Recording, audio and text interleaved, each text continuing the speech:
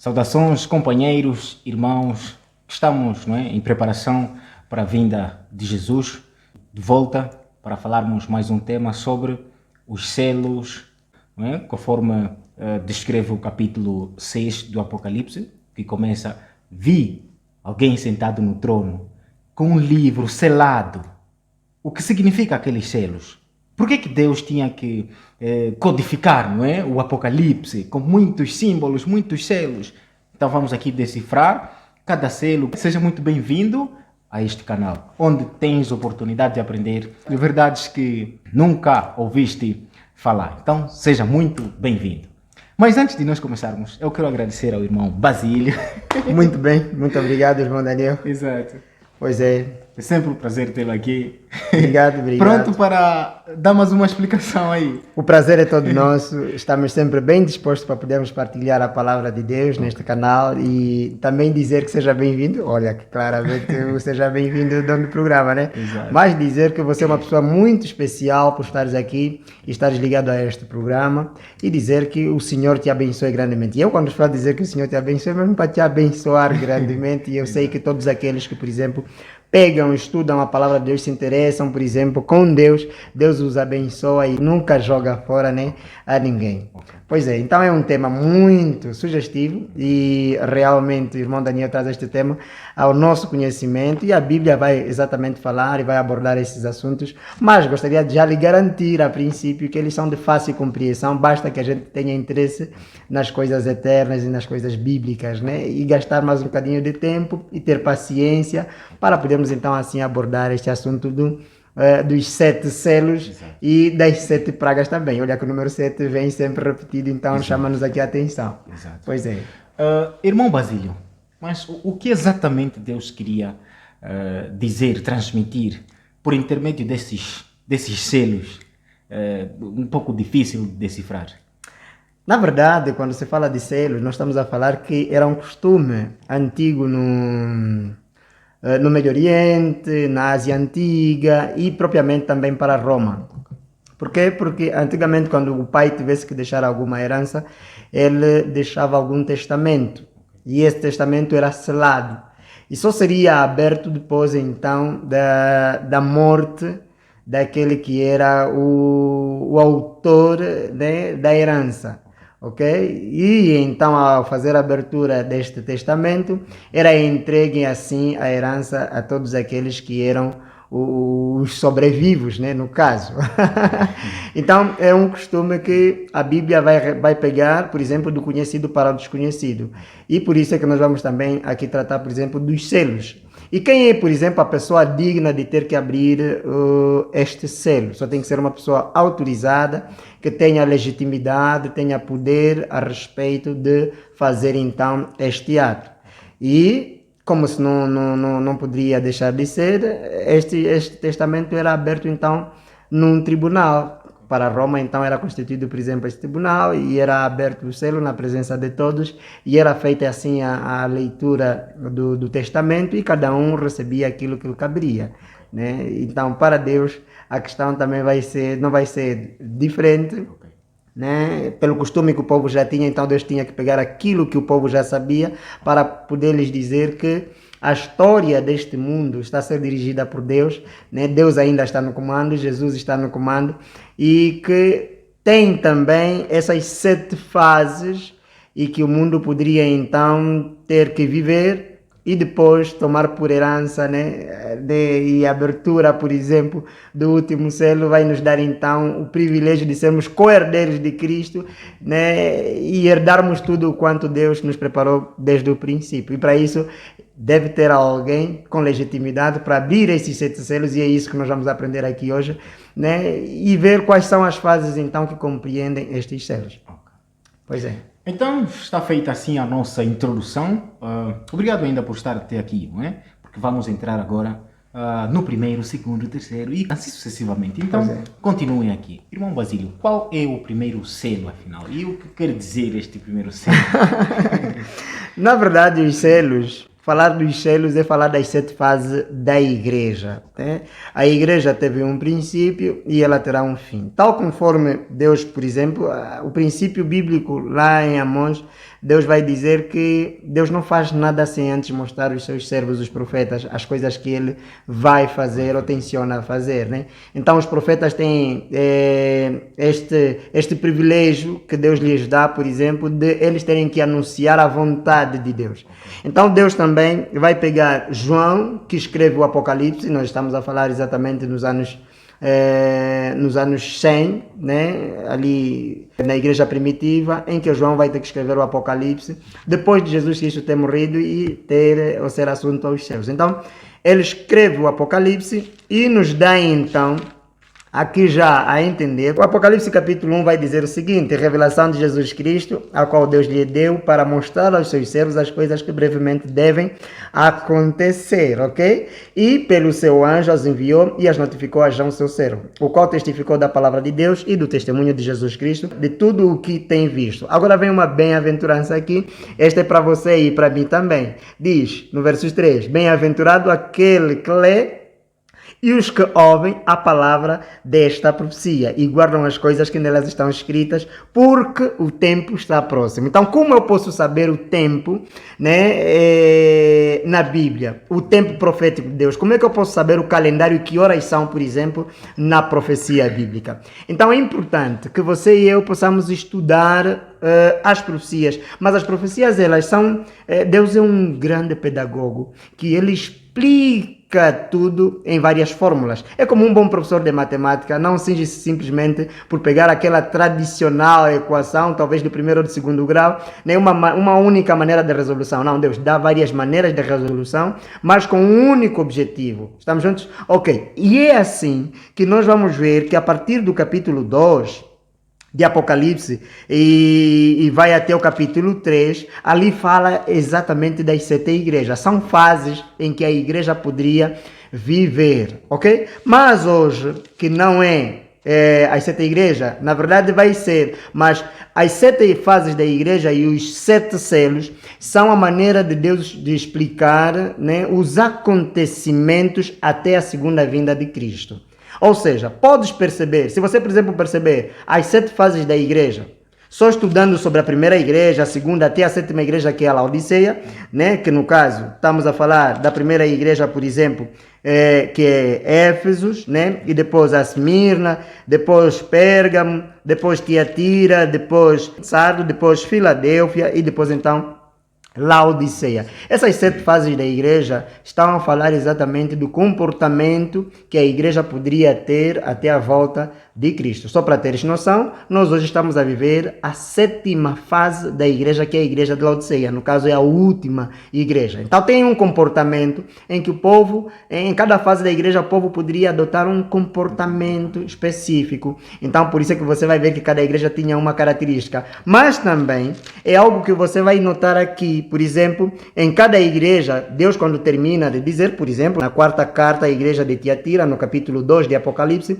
o versos 29 diz: quem tem ouvidos, ouça o que o Espírito diz às igrejas. Significa que o Espírito Santo estaria a acompanhar todas as fases da igreja, lembrando-se que o Espírito Santo é Deus. E Jesus Cristo diz que, em Mateus, por exemplo, no capítulo 28, Jesus diz que eis que estou convosco até a consumação dos séculos. Então, ele vai acompanhar a história toda da humanidade. Agora, entrando claramente no nosso tema, que é o capítulo 6, a abertura dos primeiros selos. Tendo consideração da introdução que nós fizemos a respeito dos selos, falando que é exatamente o testamento, então já podemos começar a ler a partir do verso 1 e você vai conseguir perceber em que fase.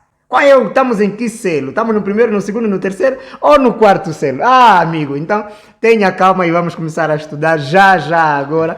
Abra a tua Bíblia e vamos mergulhar um bocadinho mais nos escritos sagrados. Vamos viajar um bocadinho mais lá para o tempo de João na ilha de Patmos. É muito importante você ter este conhecimento. Louvado seja Deus. Que o Senhor te abençoe na leitura e no estudo que nós estaremos fazendo agora. Verso 1. Capítulo 6 de Apocalipse, verso 1. E havendo o cordeiro aberto um dos selos, olhei e ouvi um dos 4 animais que dizia, como em voz de trovão: vem e vê.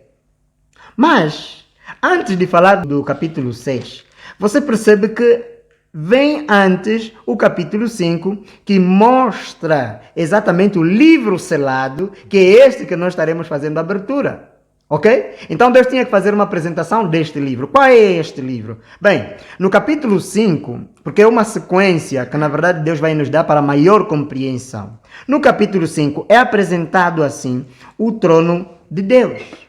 É este trono que está sentado também o Cordeiro.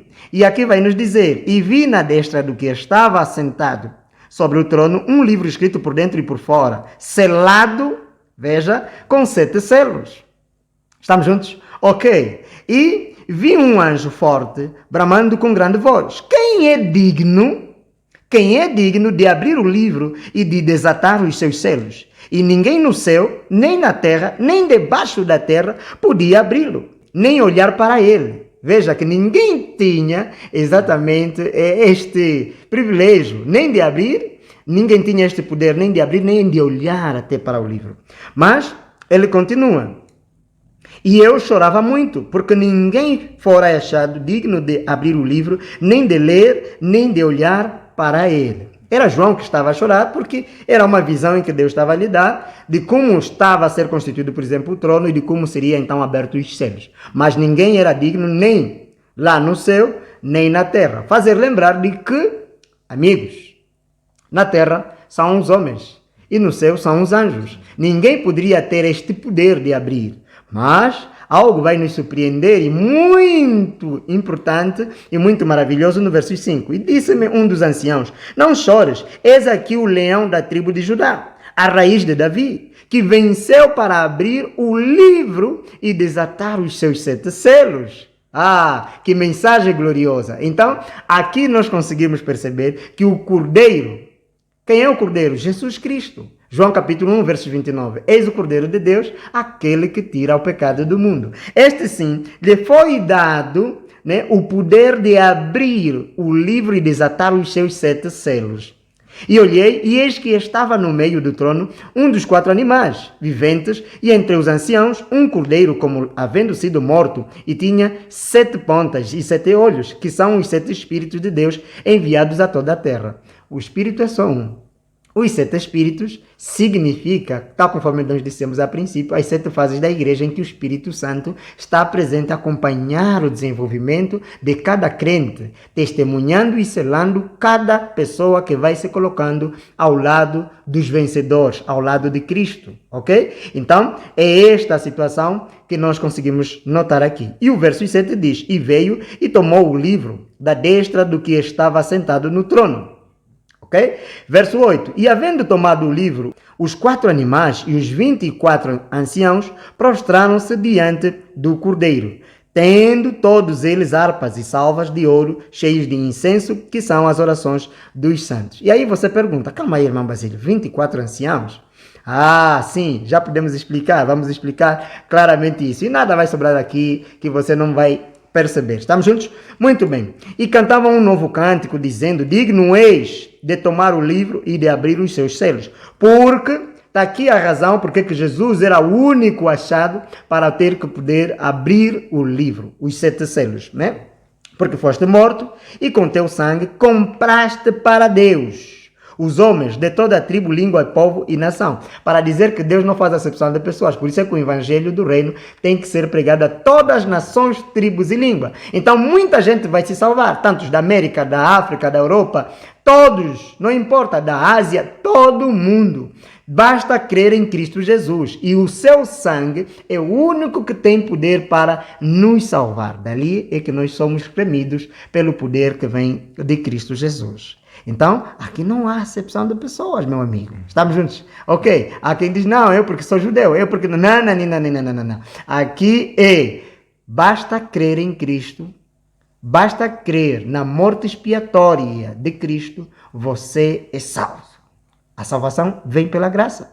E a graça vem em Cristo Jesus. Estamos juntos? Ok, você conseguiu perceber? E diz: e para o nosso Deus, e fizeste reis e sacerdotes, e eles reinarão sobre a terra. Né? E pulando para o verso 13 vai dizer: e ouvi a toda a criatura que está no céu e na terra e debaixo da terra, e que está no mar, e todas as coisas que neles há de dizer. Ao que está sentado sobre o trono e ao Cordeiro sejam dadas ações de graças, e honra e glória e poder para todo o sempre. Então aqui está exatamente o segredo dos selos. Quem é que foi eu digno de abrir os selos? Cristo Jesus. Não esqueça-se desse detalhe. Agora sim, estamos autorizados para ir para o capítulo 6.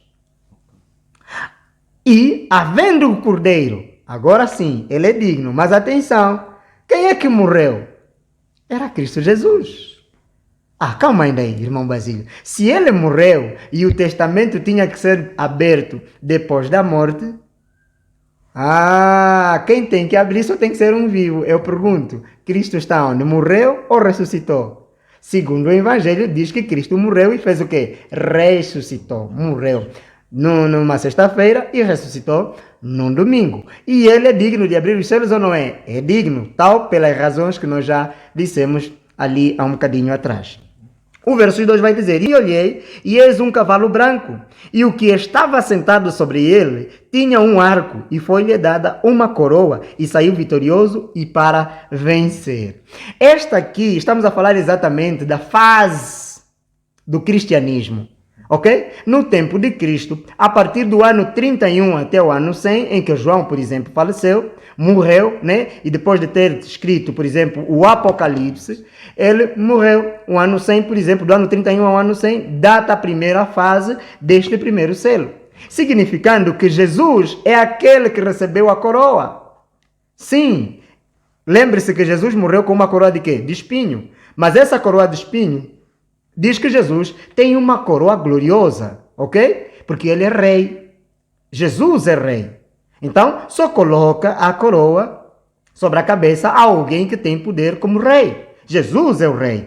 E diz também que, um outro detalhe para dizer que era Jesus Cristo, diz que na sua mão tinha um arco, ok? E em Salmos capítulo 64, verso 7, você consegue perceber que Deus, na sua mão tem um arco. Ok? Tem uma flecha, e essa flecha, quando ele larga, realmente esta é a flecha do Evangelho. O Evangelho tinha que sair da boca de Deus, e ela é lançada para a terra, a ti e a mim também, no teu e no meu coração. A palavra de Deus nos atinge.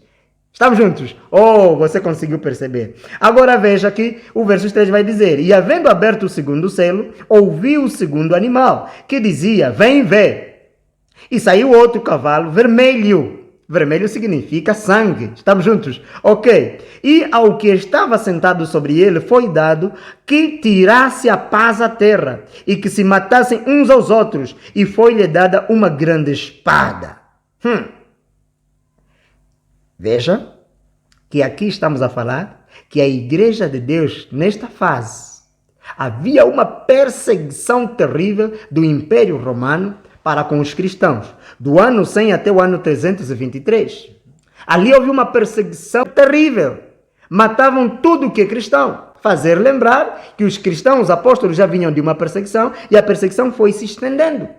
E aí foi, então, uma fase em que as pessoas corriam atrás dos outros para ter que tirar a vida de outrem. E no verso 5, e havendo aberto o terceiro selo, ouvi dizer ao terceiro animal: Vem e vê. E olhei, e eis um cavalo preto. Calma aí. O cavalo branco e o cavalo preto. Há um contraste aqui. O cavalo vermelho. E o cavalo vermelho. Então, nós estamos a ver que se Deus é a luz, ok? E o branco representa a justiça de Cristo, o preto representa escuridão. Estamos juntos? Representa claramente escuridão. E aí vai nos dizer, né? E o que estava sobre ele estava sentado, tinha uma balança na mão. E ouvi uma voz no meio dos 4 animais que dizia: uma medida de trigo por 1 dinheiro, e 3 medidas de cevada por 1 dinheiro, e não danifiques o azeite e o vinho. O que significa isso? Na verdade, quando se pega uma balança na mão, aqui estamos a falar que é um símbolo de justiça. E neste momento quase que não se fazia justiça. Mas Deus é justo. Por quê? Porque ele estava a pleitear por todos aqueles que são crentes e acreditavam na palavra de Deus. Qual é a injustiça, por exemplo, que se fazia na terra? É que o Império Romano, ao perseguir o povo de Deus, né, e veja que aqui vai acontecer também uma grande transição, ok? E esta transição vai exatamente nos levar para o império, a fase do império, ou seja, do poder papal. Temos o Império Romano e temos então a fase do poder papal. E nós... O Império Romano, a perseguição da igreja, né? Pós... É o segundo selo, neste caso, que é o cavalo vermelho. Corretamente. Okay. Ou seja, o Império Romano, né? Estamos na perseguição, estamos a falar exatamente do terceiro selo, né? Okay. E o terceiro selo, nós falamos que vem do ano 323, ok? A 538. E nós estamos a falar de uma fase em que o Império Papal entra para a Igreja. Se não, vejamos. Aqui nós precisamos olhar um bocadinho para a história, porque a história é o campo de atuação profética, ok? O mundo é o campo de atuação profética e a história dá relato de tudo quanto aconteceu. E nós não conseguimos fugir desses factos porque, vejam, por exemplo, aqui quando o poder papal recebe exatamente de Constantino o poder político, então a igreja começa ou passa a exercer dois poderes, o poder político e o poder religioso. É assim que, quando faz-se este casamento da Igreja Católica Romana e Constantino, estamos juntos, ou seja, do Império Romano, que é Constantino, e estamos a falar exatamente do cristianismo, né? Aí dá-se então a tal chamada fase da igreja ou do sistema papal. Estamos juntos? Muito bem. Então, aqui, nesta fase, nós conseguimos notar que eles vão pegar a palavra de Deus, o vinho aqui vai significar doutrina. Estamos juntos? E isso você, por exemplo, pode ver que Jesus vai dizer muitas vezes que eu sou a videira, né? E vamos ver, por exemplo, em Apocalipse capítulo 14, versos 8, a respeito do vinho que Babilônia, por exemplo, dá ao mundo. Vemos conforme ele foi distribuindo, então, esta doutrina falsa. Mas aqui estamos a falar exatamente da doutrina verdadeira, que a Igreja Católica Romana, só ela é que tinha a detenção, por exemplo, da palavra de Deus e pegaram e congelaram a palavra de Deus para eles. Então ninguém tinha acesso à palavra de Deus. Ok? E aqui o azeite, estamos exatamente também a falar de quê? Estamos a falar da presença do Espírito Santo. Ora, eles tentaram inibir a ação do Espírito Santo retirando a palavra de Deus. E conseguimos também notar que aqui nesta data que nós já falamos, né, a igreja começa então a prosperar. Em Daniel capítulo 8, por exemplo, no verso 12, vai dizer que a igreja deita a verdade por terra e ela prospera. Qual é a verdade? Santifica-os na verdade, porque a tua palavra é a verdade. É a palavra de Deus. Ela queima a Bíblia, né? Tira a Bíblia das mãos das pessoas. E vejam que os cultos ou as missas que eram, por exemplo, feitas por este poder, eram feitas em latim. E as pessoas talvez falavam português ou em inglês, elas falavam em latim. Ninguém percebia absolutamente nada. Então, nesta fase, foi muito crucial. Será que é nessa fase também onde entra o paganismo, essa mistura de política? Pois é, o paganismo entra no momento em que Constantino vem e diz que eu sou pagão, mas eu quero me tornar cristão. Só que ele vem com os seus deuses. E a Igreja Católica Romana, então, aceita com que Constantino entrasse no mundo cristão. Só que ele não vem só. Vem, por exemplo, com os decretos dominicais, porque eles adoram o sol no paganismo. O sol, por exemplo, é o deus deles, com toda a hegemonia e autoridade, ok? Para eles, o Deus Sol, ninguém pode tocar. Eles então adotam este comportamento, esta adoração pagã. E também os bonecos. O segundo mandamento, se preferirem, da lei de Deus, diz que é para não adorarmos bonecos. E Constantino traz os bonecos e entram para a igreja cristã. E a igreja aceita isso. Pois é, a igreja, na verdade, ela vai dividir-se por dois. Ali é onde surgem, por exemplo, os valdenses e outros grupos mais, dizendo que não poderiam ter que adorar os bonecos e ter que adorar o sol. Por quê? Porque só deve-se adorar a Deus única e exclusivamente. Agora, conseguimos também notar, por exemplo, o desenvolvimento de doutrinas cristãs né, na página 392, a respeito destes fundamentos todos que estamos aqui a falar do mundo histórico. E veja que essa história é contada por vários historiadores, não só cristãos, mas também como historiadores seculares, de como o paganismo foi entrando para o mundo cristão. História da Igreja do Oriente, página, por exemplo, 182, ok? Também vai exatamente falar deste paganismo que foi entrando para a igreja cristã. Agora, no verso 7, diz: E havendo aberto o quarto selo, ouvi a voz do quarto animal, que dizia, vem e vê. Aqui nós conseguimos então já notar que a Igreja Católica Romana, por exemplo, é uma característica que não se pode fugir, de acordo com os historiadores do catolicismo, porque ele próprio também assume exatamente que do ano 538 a 1798, ali sim, eles governaram por 1260 anos. Mas aqui na abertura do quarto selo, diz que ouvi, ou seja, a voz do quarto animal que dizia, vem ver.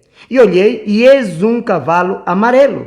E o que estava sentado sobre ele tinha por nome Morte, e o inferno seguia, e foi-lhes dado poder para matar a quarta parte da terra com espada, e com a fome, e com peste, e com as feras da terra. E nós conseguimos saber, né, mediante a história, que o Império Romano e o Papado são os únicos que tentaram governar a quarta parte da terra, ok? Senão o mundo todo tentaram até vir para tentar congelar, tentar talvez fazer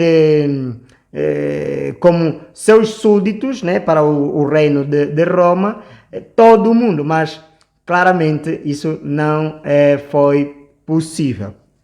Agora, também nos diz que elas poderiam perseguir os cristãos. Estamos a falar exatamente do ano 1517.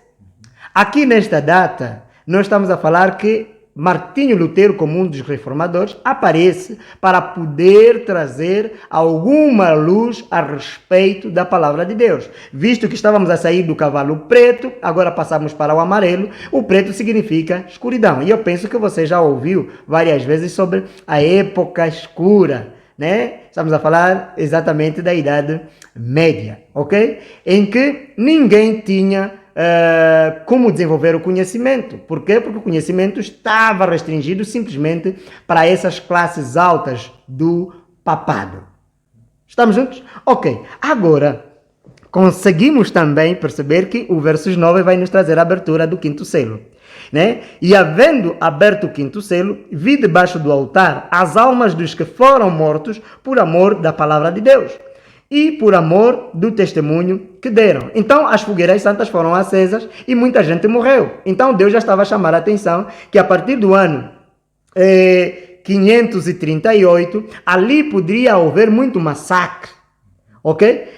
Até o ano 1517, que aconteceu então a difusão, ou seja, o mundo cristão dividiu-se em dois, os protestantes e católicos. Estamos juntos? Ok, penso que você conseguiu perceber. Mas, aqui vai nos dizer que quando foi aberto então o quinto selo, né, viu-se as almas. Aqui não vemos nenhum cavaleiro nem nada, e vê-se as almas daqueles que foram degolados. Estamos a falar exatamente de quem que foram degolados nesta fase, por exemplo, de Martinho Lutero. Ah, amigos, no ano 1370, né, foi restaurada a verdade a respeito da Bíblia. Por que a respeito da Bíblia? Aí conseguimos perceber que Satanás, por intermédio da Igreja Católica Romana, tinha colocado a ideia de que a Bíblia tinha que ser acrescido mais 7 livros apócrifos. Dali é que a Bíblia originária tem 66 livros. E ela também vai nos dizer, por exemplo, que só vale o Novo Testamento. Mas não, ok? E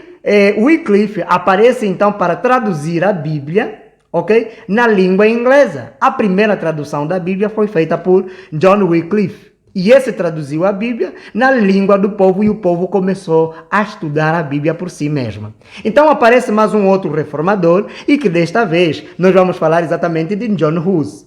Em John Hus vai aparecer no ano 1400. E veja que Deus vai usando sempre uma década atrás da outra. Estávamos no ano 1370 e agora estamos no ano 1400. E ele diz que nós não podíamos obedecer ao Papa de Roma, porque o Papa de Roma tinha se exaltado como Deus.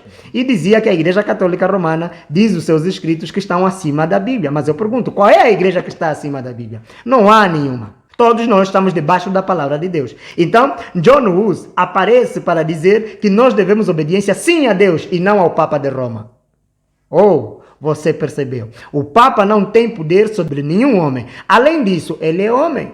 E nós somos homens. Ele é pecador e nós somos pecadores. E todos nós carecemos da graça divina. Como é que ele, e veja que no tempo da Covid, o Papa Francisco, por exemplo, ousou tentar transmitir perdão para todo mundo. Isso não existe, meu amigo. Como é que o Papa Francisco vai dar perdão para todo mundo?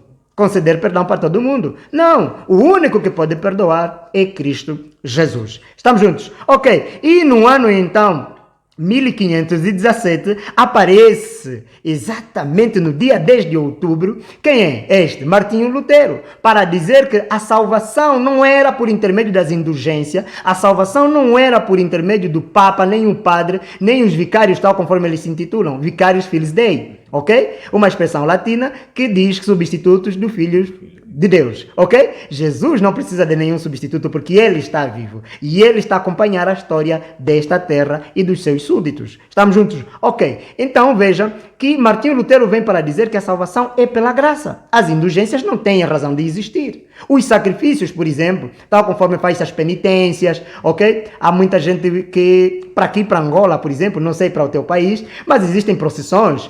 Existem, por exemplo, um momento que a Igreja Católica sai para fazer sacrifícios. E esses sacrifícios significa que as pessoas tinham que fazer alguma peregrinação, mas de joelhos às vezes, e percorrer várias distâncias para alcançar o perdão divino. Isso tudo está errado, meu amigo.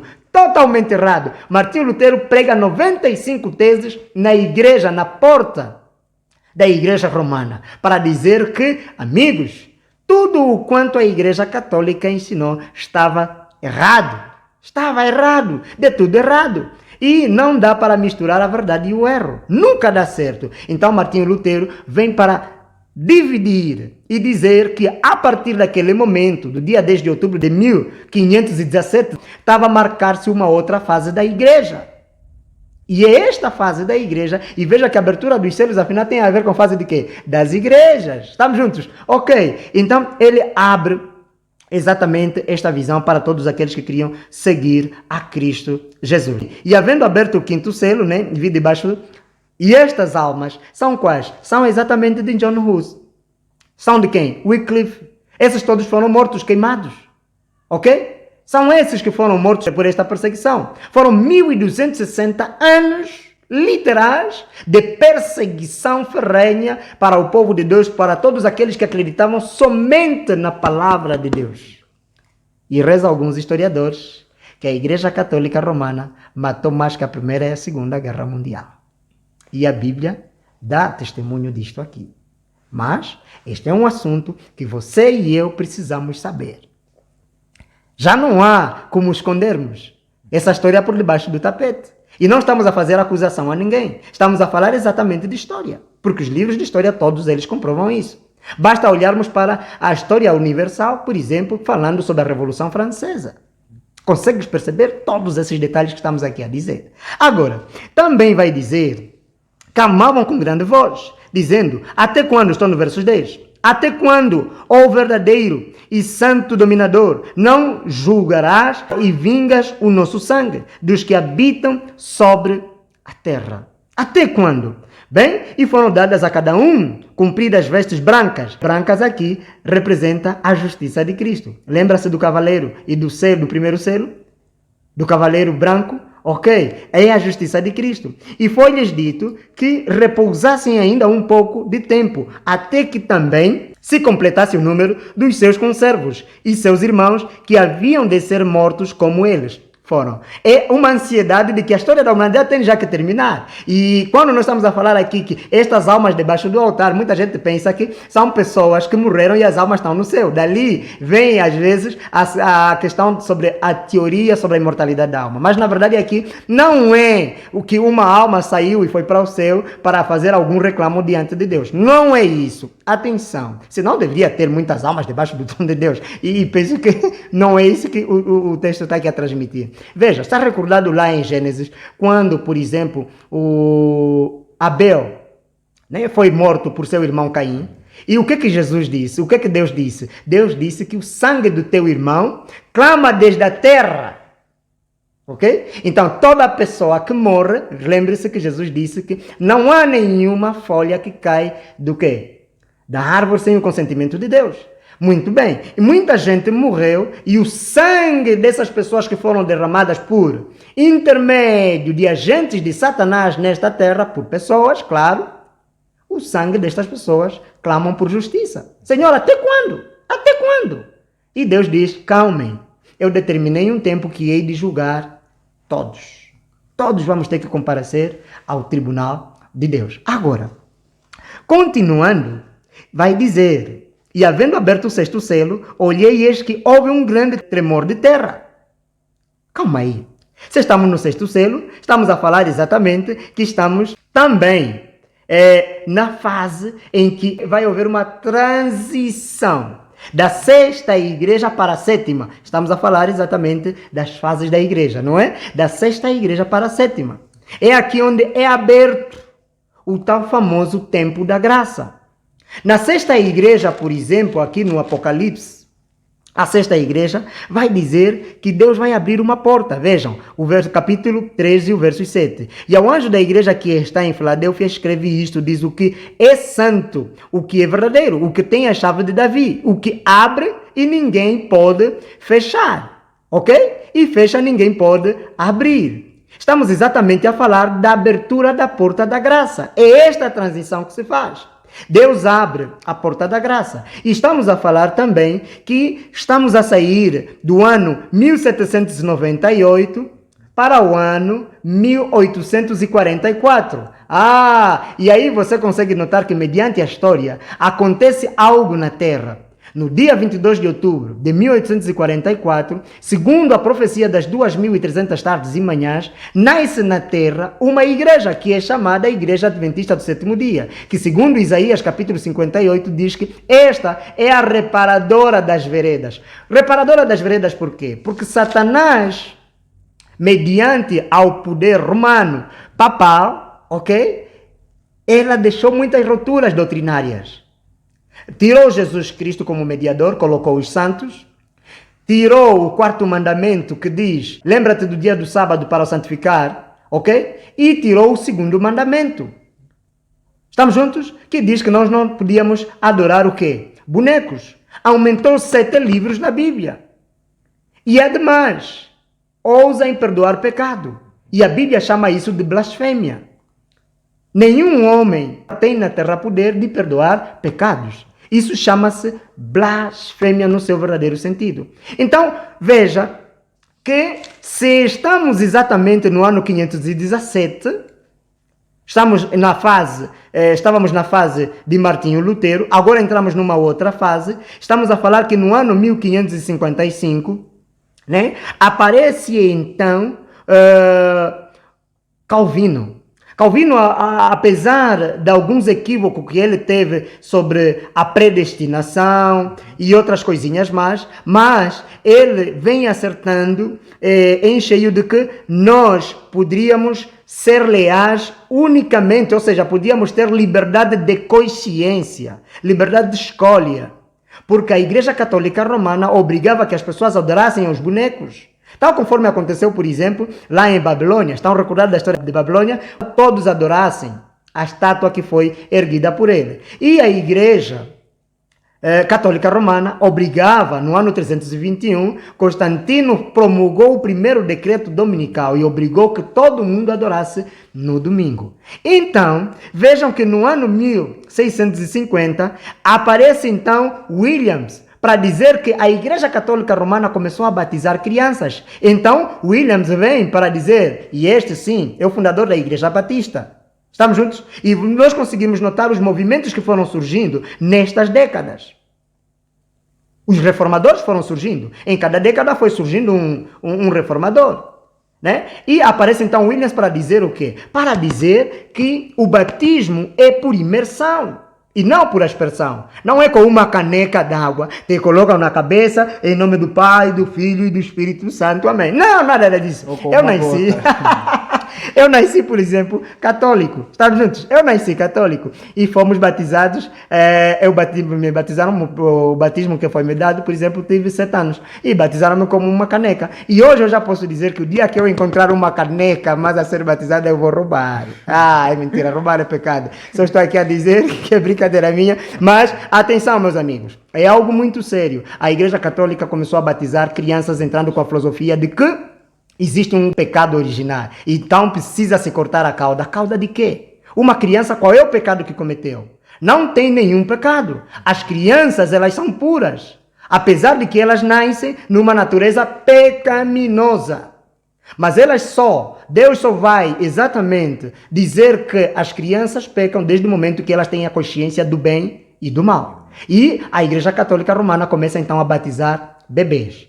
Mas eu penso que foi por causa de um medo que eles tinham de perder crentes. Quando as pessoas começarem a se perceber da verdade, elas começam a sair dessas igrejas. E não é de admirar que a Igreja Católica hoje, a Igreja Católica Romana, está perdendo membros a cada dia que passa.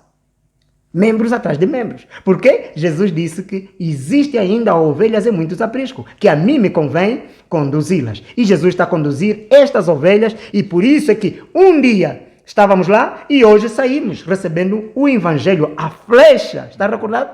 Que Jesus, o primeiro cavaleiro, tinha que lançar no nosso coração, que é a palavra de Deus. E Jesus quer gravar a lei de Deus no nosso coração. E veja que se Jesus quer gravar a lei de Deus no nosso coração, aparece então Wesley. Wesley, no ano 1705, aparece para dizer que Jesus é o único Salvador. Não há padre, não há papa, não há ninguém. Jesus é o único Salvador. Em detrimento, por exemplo, da questão dos nossos amigos da Testemunha de Jeová, que vêm e dizem, não, Jesus parece que não é Deus. Não, todo mundo sabe que sem Jesus não temos como ter salvação, porque ele disse, eu sou o caminho, a verdade e a vida. Ninguém vem ao Pai senão por mim. E Jesus é que morreu pelo teu e o meu pecado. Estamos juntos? Ok. Agora, vejam que se estamos numa fase de transição, agora precisamos abrir o 7º selo. Mas aqui, neste 6º selo, poderia acontecer algo na história fenomenal. Tanto com a natureza e quanto com as pessoas. Quais são os fenômenos que acontecem? Estão exatamente aqui que nós já estávamos a fazer leitura. Veja, leia comigo no verso à vontade. Antes de entrarmos no 7º selo, o Basílio acabou de explicar que a Igreja Católica está perdendo alguns membros, não é? Mas parece que está a acontecer aí vice-versa. Existem ovelhas que estão fora do aprisco e convém agregá-las para que tenham um só pastor, né? E ouvirão apenas uma voz. Mas parece que nos últimos dias está a acontecer aí vice-versa. Alguns protestantes, não é, estão a voltar para a Igreja Católica. E algumas ovelhas estão a sair da Igreja Católica reconhecendo outras verdades. Não é? Pois é. Vi aí um brasileiro explicando os católicos os protestantes estão a ir para católica. De facto. E temos que esclarecer isso. Por que está a acontecer esse vice-versa, não é? Pois é. De facto. Realmente, irmão Daniel, faz sentido. Por quê? Porque trata-se de uma profecia. Eu penso que você e eu já ouvimos falar muitas vezes sobre a união das igrejas, né? E esta união da igreja marca-se exatamente a profecia do Apocalipse, capítulo 16, que é das pragas. E veja que as pragas só vão começar a cair depois dessas profecias começarem a fazer algum sentido. Por que está a acontecer, por exemplo, que muitos protestantes protestavam contra a Igreja Católica e agora estão a voltar? Uma coisa eu te garanto, que se Martinho Lutero tivesse vivo, hoje não aceitaria ir para a Igreja Católica ou voltar para a Igreja Católica Romana. Mas Deus falou com exatidão de que isto poderia acontecer antes da sua segunda volta. Vejam que, se olhares para as notícias por exemplo, para a rede de notícias da Globo, né? Ali marcou no dia 1 de outubro de 2016, diz que católicos e luteranos assinam declarações conjuntas de reconciliação. Já ouviu falar, por exemplo, dos 3 espíritos imundos? Do dragão, a besta e o falso profeta? Quando se fala, por exemplo, da besta e o falso profeta, estamos exatamente a falar do protestantismo apostatado.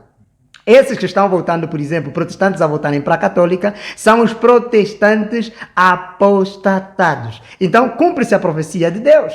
Então, podemos nos alegrar porque a nossa salvação já está prestes a acontecer. Não é à toa que os encontros ecumênicos, a única igreja que não participa no mundo todo é a Igreja Adventista do Sétimo Dia, ok? Então, esta é uma profecia bíblica. E veja que o mundo todo está a formar, ou as igrejas todas, tanto as espíritas, o falso profeta, que é o protestantismo apostatado, e o próprio dragão, Satanás, que dirige todas essas igrejas, estão a formar a imagem da besta. Daqui a nada, você verá que haverá então mais uma perseguição para todos aqueles que creem somente na palavra de Deus. Agora, eu estava a dizer que iria marcar fortes acontecimentos antes mesmo que chegássemos na abertura. Ou seja, na abertura do 6º selo poderia então marcar grandes acontecimentos. E esses acontecimentos foram registrados também pela história. Então, meu amigo, minha amiga, você que está a chegar agora no canal, se ligue porque estamos exatamente no fim da história deste mundo. Creia somente, amigo. Creia, você tem direito de crer ou não crer, mas eu tenho o dever de anunciar o Evangelho, ok? Eu tenho o dever de te anunciar tudo o quanto está escrito aqui, sem rasuras, sem aumentar e sem diminuir. Por isso é que nós estamos a fazer sempre o apelo aos livros históricos. Estamos juntos? Porque ninguém está a acusar absolutamente ninguém, mas senão a história que dá razão desses factos, dá testemunho desses factos. Ok? E veja então, aqui a Bíblia vai nos dizer, em Apocalipse capítulo 6, versos 12. E havendo aberto o 6º selo, olhei e eis que houve um grande tremor de terra. Estamos a falar exatamente do ano 1833, quando houve o grande terremoto, nessas décadas, quando houve o grande terremoto de Lisboa. Eu penso que você está recordado. Mexeu com a Europa toda. Estamos juntos? Ok, aquele grande terremoto que mexeu com Lisboa e outros países mais, estamos a falar exatamente nesta década. Por que tinha que ser nesta década? Porque já estava profetizado. Deus não erra. Deus não erra no tempo. E continua ainda, e diz, e o sol tornou-se negro como um saco de silício, e a lua tornou-se como sangue. Em 1780, no dia 19 de maio, também aconteceu exatamente, a lua tornou-se em sangue. Todos os jornais naquela época tratam esta situação e os cientistas dizem que aquele fenômeno não dava para explicar com argumentos ou teorias científicas. Foi um acontecimento sem igual e a Terra, a história toda ela registrou. E se o mundo registrou, o mundo testemunhou, não temos como duvidar desses fatos. Então, meu amigo, prepare-se porque Cristo está a voltar. Jesus está a voltar e Ele vai voltar nesta geração. Não estamos a marcar data, não estamos a marcar dia, mas estamos a te dizer que Jesus vai voltar nesta geração. Foi aberto o 6º selo? Sim, foi aberto o 6º selo. Agora, irmão Basílio, como assim? É simples, vejam, e aqui no verso 13 vai dizer, e as estrelas do céu caíram sobre a terra no dia 13 de novembro de 1833, na mesma data. Olha, numa data que já vem um bocadinho mais para aqui, as estrelas caíram, meteoritos, e em vários sentidos foram caídos, e a história, o mundo também testemunhou, exatamente a Europa toda testemunhou este facto. Contra factos, não há argumento. Tudo está testemunhado. E o verso 14 diz, e o céu retirou-se como um livro que se enrola, e todos os montes e ilhas foram removidos dos seus lugares. Significando que Jesus vai voltar. Agora, o verso 15 vai dizer, e os reis da terra, e os grandes e os ricos, e os tribunos e os poderosos, e todo servo e todo livre, se esconderam nas cavernas e nas rochas das montanhas, e diziam aos montes e aos rochedos, cai sobre nós, e escondei-nos do rosto daquele que está assentado sobre o trono e da ira do Cordeiro. Da ira do Cordeiro. Aberto o sétimo selo, meus amigos, a ira do Cordeiro vai se manifestar. Dali as pragas de Cristo. Se está aberto o sexto selo, aqui o verso 17 vai dizer, porque é vindo o grande dia da sua ira. E quem poderá subsistir? Quem é que vai poder subsistir no grande dia das 7 pragas? Aberto o sétimo selo, as pragas começam a cair uma atrás da outra. Mas quem é que vai subsistir? O capítulo 7 vai dizer quem é que vai subsistir. Meus amigos, vejam o capítulo 7 no verso 1. E depois destas coisas, quais coisas? Da abertura dos 6 selos, depois dessas coisas, vi 4 anjos que estavam sobre os 4 cantos da terra, retendo os 4 ventos. Ventos significa guerra. Estamos juntos? Da terra, retendo os 4 ventos da terra, para que nenhum vento soprasse sobre a terra, nem sobre o mar. Mar significa povo, nações, multidões e línguas, segundo Apocalipse capítulo 17.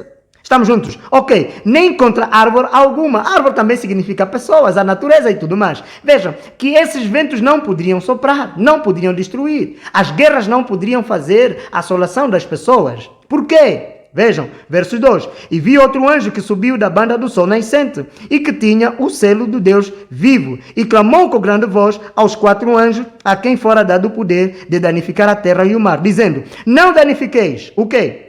A terra nem o mar, nem as árvores, até que tenhamos assinalado nas suas testas os servos do nosso Deus. Então, aqui o mar, as árvores, está a falar dos servos de Deus. Assinalar, qual é o selo de Deus? O selo de Deus, segundo Ezequiel capítulo 20, versos 20, é o santo sábado. Demais lhes dei os meus sábados, para que entendessem que eu sou o Senhor que os santifica. Hebreus capítulo 4 diz exatamente que o selo de Deus é o santo sábado. E estamos a falar de Ezequiel também, capítulo 12.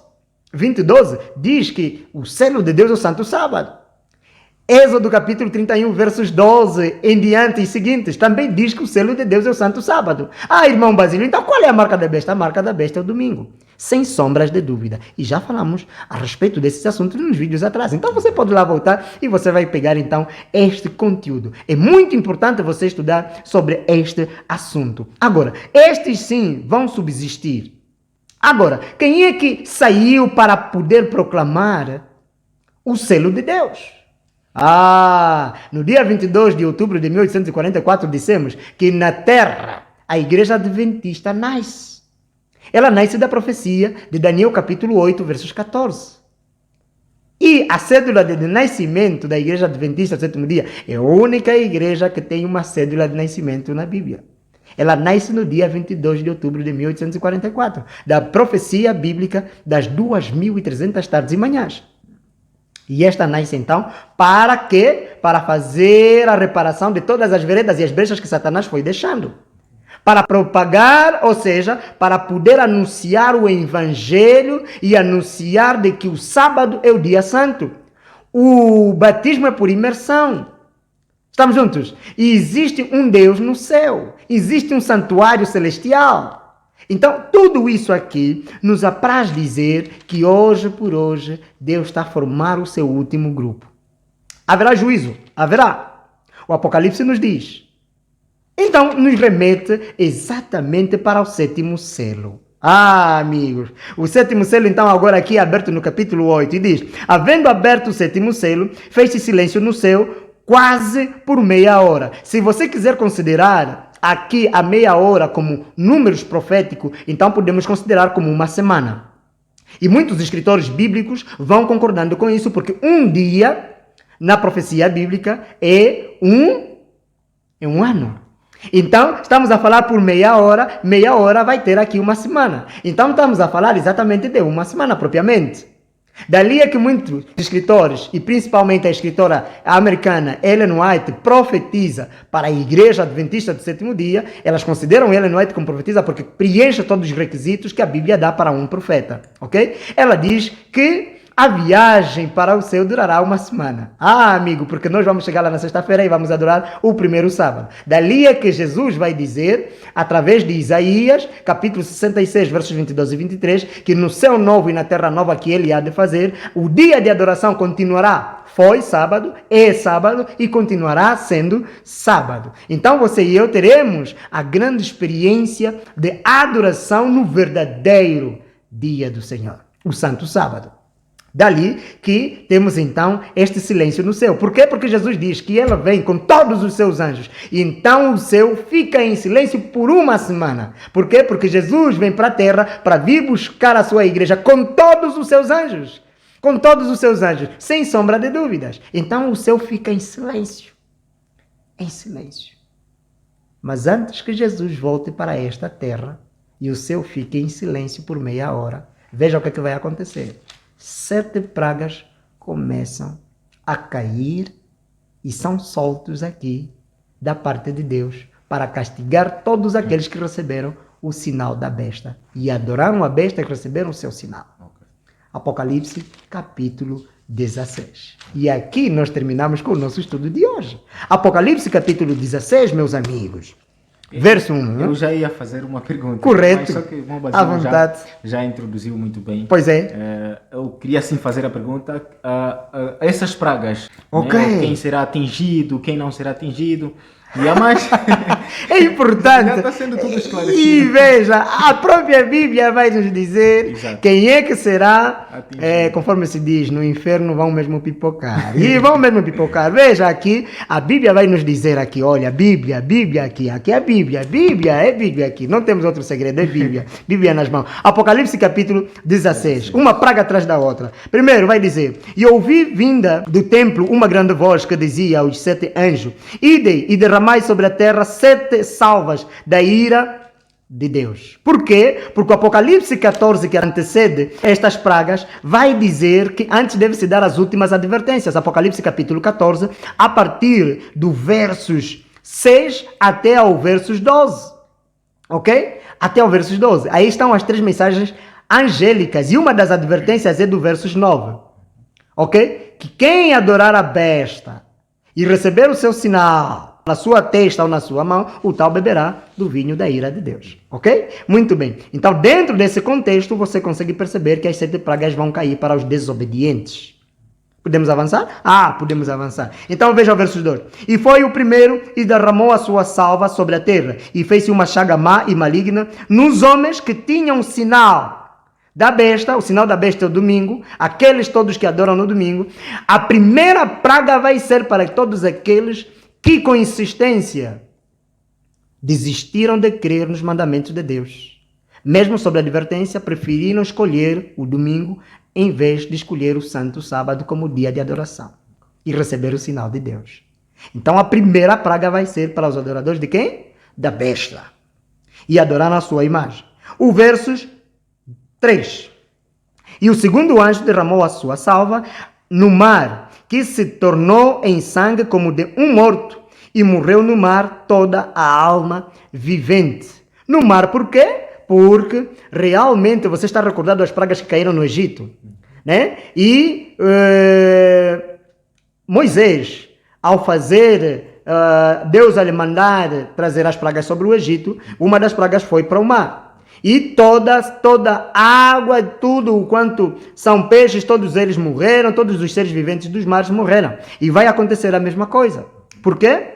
Você já vai perceber. Vejam, versos 4. E o terceiro anjo derramou a sua taça nos rios e nas fontes das águas, e se tornaram em sangue. Por quê? Porque com aquele sol abrasador, com o calor que estará fazendo, com os problemas que eles arranjaram com Deus, e agora já não dá tempo para resolver, porque agora a porta da graça, meu amigo, aquela que abriram na sexta igreja, já está completamente fechada. Dali a parábola das 10 virgens.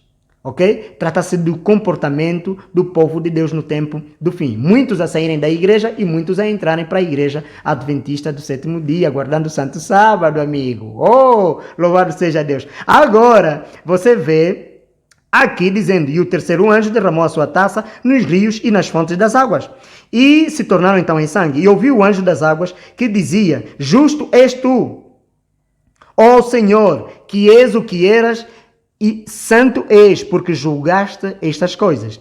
Visto como derramaram o sangue dos santos e dos profetas, também tu lhes deste o sangue a beber, porque disto são merecedores. Então a Igreja Católica Romana, ao perseguir os santos de Deus, ao derramarem muito sangue sobre a terra, meu amigo, Deus também vai lhes dar sangue a beber. Esta é a justiça divina. Esta é a justiça divina.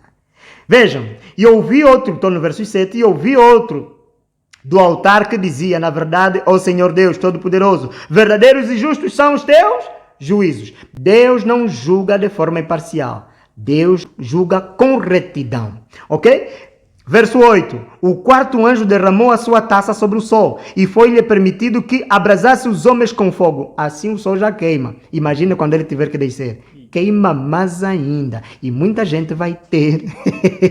Olha, que nesta fase haverá choro e ranger de dentes. E ninguém vai morrer por isso, tem que suportar mesmo. Meu amigo, aqui Deus diz, o Apocalipse diz que Deus tem a chave da morte. E quando as pragas começarem a cair, Deus retira o poder da morte. Ninguém mais vai morrer. E todos vão ter que pagar cada centio da maldade que fizeram nesta terra. Ai dos feiticeiros, os orgulhosos, os mentirosos, todos esses vão exatamente pagar todo o mal que fizeram nesta terra. Por isso é que quando te fazem o mal, você cristão, não vingue-se, deixa que Deus venha se vingar por ti. Porque a nossa vingança é misturada às vezes com outros sentimentos e que podem também nos levar a pecar. Ok? Mas quando trata-se de Deus, Deus é justo. Estamos juntos? Ok, versos 10. E o quinto anjo derramou a sua taça sobre o trono da besta. Onde é que está o trono da besta? Segundo Martinho Lutero, ele a escrever sobre o trono da besta, diz que Satanás vive no Vaticano. Calma aí, irmão Basílio. Satanás vive no Vaticano. Martinho Lutero disse isso. O livro Grande Conflito é um livro que está sendo muito famoso no mundo inteiro. Se você ler a respeito sobre o trono da besta, e não é à toa que a própria Bíblia vai dizer que a besta, ou seja, o trono de Satanás é onde? É na terra. Ele governa sobre a terra, não governa no céu. Claro que quem governa os céus e a terra, quem é? É Deus. Mas ele tomou por usurpação, então tem um espaço de terra, aonde ele tem estado a mandar os seus agentes, desde o Império Romano até o sistema papal. Então, Deus vai pegar, veja aqui, a quinta praga vai ser sobre o trono de quem? Da besta. E o seu reino se fez tenebroso, e eles mordiam as suas línguas de dor. Por quê? O Apocalipse capítulo 13, versos 2, diz claramente quem é a besta. E quem está a dirigir esta besta. Ok? É Satanás quem dirige o sistema religioso apóstata. Satanás é quem está a os dirigir. E a praga de Deus vem sobre eles, porque eles é que fizeram propagar todas essas mentiras que a igreja tinha que começar a ter que Deus usar, por exemplo, os reformadores para cobrirem então, ou seja, repararem todas essas brechas que eles deixaram. E o sexto anjo, a sexta praga. E o sexto anjo derramou a sua taça sobre o grande rio Eufrates, e a sua água secou-se para que se preparasse o caminho dos reis do Oriente. Há muita teoria que se fala em volta desses reis do Oriente.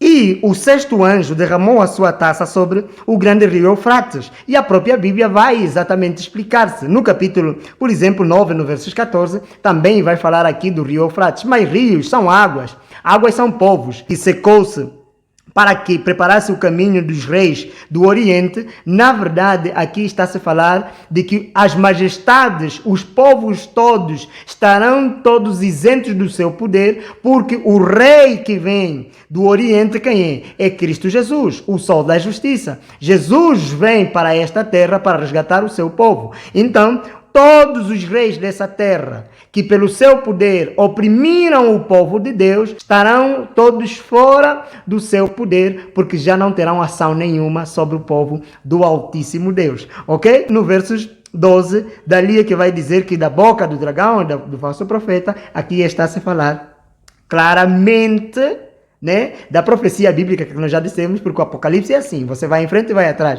para maior compreensão. E aqui está a se falar exatamente do tal chamado cultos ecumênicos. Só para você ter noção, o Papa Francisco, por exemplo, foi elevado à categoria de pontífice de tudo quanto é religião no mundo. Não importa se é budismo, se é hinduísmo, se é cristianismo, tudo que é religião agora depende, por exemplo, do Papa.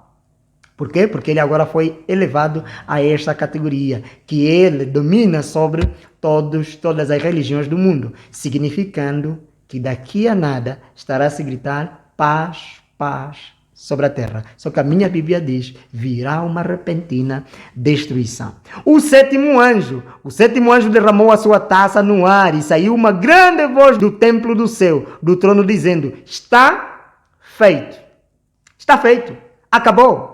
Tudo terminou, mas é mesmo tudo, fez o quê? Terminou, tudo terminou. E houve vozes e trovões e relâmpagos e um grande terremoto, como nunca tinha havido desde que há homens sobre a terra. Tal foi este tão grande terremoto. Pergunta para os cientistas hoje, pode perguntar para os cientistas, escreve aí na Google, no teu telefone, no teu computador, aonde você estiver. Eles estão a prever um terremoto muito grande que vai fender o mundo todo. Estão estudando e as suas máquinas estão tentando ver, mas eu lhes digo que eles não vão poder fugir deste aqui. E este terremoto possivelmente pode ser este aqui. Possivelmente pode ser este. Ok? Deus anunciou que haverá um grande terremoto, mas aqui as pragas todas já caíram. Ok? Já caíram. Então Deus estabelece o dia e a hora, o minuto, segundo, que ele agora vem para a terra. E soa então a grande trombeta e Jesus volta para esta terra para vir buscar então os seus escolhidos. Dali é que Jesus vai fazer um apelo para ti e para mim. No capítulo 18 do Apocalipse, o último apelo da Bíblia, a última advertência, versos 4. E ouvi outra voz do céu que dizia, sai dela, povo meu, para que não sejais participantes dos seus pecados e para que não incorrais nas suas pragas. As pragas vão cair. Sem sombras de dúvida. A história registrou todos os selos, todos os acontecimentos. Então as pragas não vão ser exceção. Elas vão cair, mas estão determinadas para todos aqueles que não se converterem. Enquanto estamos em vida, podemos sim nos converter e abraçar a esta grande mensagem de Cristo. São muitas verdades que se calhar fica com medo, não é? Para quem está do outro lado. Mas não fique com medo. É importante que saibamos destas verdades para sabermos em que tempo está, não é? O que falta, o que não faltou, o que falta assim exatamente para que essas pragas comecem já a cair. Então, mais uma transmissão, mas antes de terminarmos, não é? Antes de fazermos a conclusão final, eu queria convidar o irmão Basílio para encorajar esses manos, não é? E nós também, que depois de ouvirmos essas verdades, que às vezes o coração fica aí a bater com uma grande velocidade que parece que tudo vai já acontecer. Correto. Uma mensagem para todos. Amigos, não temos uma outra mensagem senão aquela que vem registrada em Apocalipse, capítulo 14, no seu verso 6. Eu gostaria que você e eu lêssemos com muita atenção. O verso 6 diz, e vi outro anjo voar pelo meio do céu, e tinha um evangelho eterno para proclamar aos que habitam sobre a terra, e a toda nação, tribo e língua e povo, dizendo com grande voz, temei a Deus e dai-lhe glória, porque é vinda a hora do seu juízo, e adorai aquele que fez os céus, a terra, o mar e as fontes das águas. Esta mensagem nos remete para podermos adorar a Deus, o Criador. Não importa aqui o nosso status sociais, não importa o nosso nível acadêmico, não importa quem nós somos nessa sociedade ou deixamos de ser, mas o que importa no final da história é nós crermos em Deus e um dia sermos salvos. Então, meu amigo, está em jogo a tua e a minha vida. Decide hoje a quem você pode seguir, mas eu te sugiro, siga a Deus com todas as tuas forças. Nem que o mundo todo diz, sigamos a besta, adoremos a besta. Por quê? Porque adorar a Deus vai implicar negarmos-nos a nós mesmos. E Jesus disse que quem quiser vir após mim, negue-se a si mesmo. E negarmos-nos a nós mesmos é dizer o quê? Eu gostaria até de ir à discoteca, mas prefiro ir à igreja. Eu gostaria talvez de beber uma cerveja, tomar um vinho, mas prefiro cumprir com os mandamentos de Deus e não poluir o meu corpo, é o templo do Espírito Santo. Talvez eu gostaria de ter 2, 3, 4, 5 mulheres, mas a lei de Deus me diz, não adulterarás. Logo, prefiro permanecer no meu casamento sã e salvo. E veja que há mais alegria permanecer diante da lei de Deus do que desobedecer à lei de Deus. Então, meu amigo, minha amiga, há uma escolha a se fazer, há um céu a ganhar e há um inferno a se evitar. Agora, uma coisa eu te garanto já. Quem tiver com Cristo será mais do que vencedor. Mas quem tiver com Satanás não tem nenhuma possibilidade de se salvar. Então, faça uma boa escolha. Escolha Jesus Cristo. Daqui a nada é aberto o 7º selo. Prepare-se, porque Jesus está a voltar. Muito obrigado, irmão Basílio, por sempre estar disposto para alertar o pessoal que está distraído, né?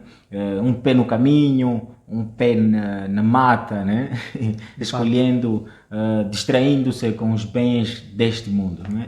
Então, vamos lutar, né? Para ganhar o céu, evitar então o inferno. Eu também quero ir para o céu. Ainda dá tempo, de facto. Obrigado. Ainda dá tempo, irmão. Então, estaremos sempre falando de certas verdades que vão então colocar os 2 pés no caminho. Então, fique ligado aqui no nosso canal. Muito obrigado por chegar até aqui. Que Deus te abençoe. Então, até lá.